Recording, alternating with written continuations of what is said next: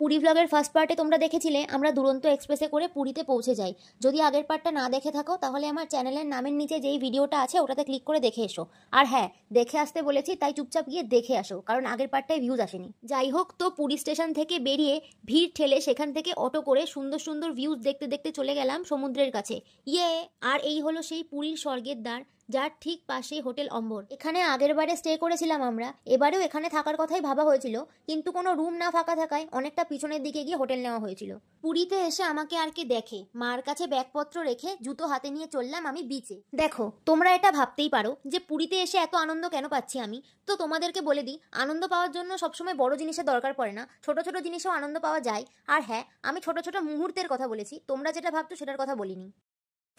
যাই হোক, তো ভোর ভোর ছিল বলে বিচে তেমন একটা ভিড় ছিল না, না হলে 11টা-12টার দিকে যা ভিড় হয়। দেখো, আমি গরিব মানুষ, তাই অ্যাস্থেটিকনেস বলেও আমার কিছু নেই, তাই প্যান্ট গুটিয়ে নিয়ে আমি এখন ঢেউ উপভোগ করছি। তারপর বিচ থেকে চলে এসে পাড়ে বসে একটা সুন্দর সানরাইজ উপভোগ করি আর এটা খাই, আর তার সাথে সমুদ্রের ঢেউ গোনা তো আছেই।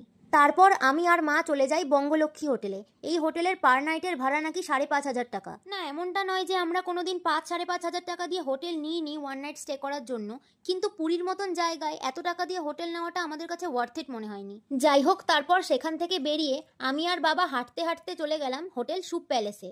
আর এই হোটেলেই আমরা এবারে স্টে করি, কিন্তু হোটেলটা পুরী মার্কেট থেকে বেশ খানিকটা দূরে, ওই 500 মিটার হবে। এই ডিস্টেন্সটা দূরে না, কিন্তু তাও সেই টাইমটার জন্য এটা দূরে মনে হচ্ছিল।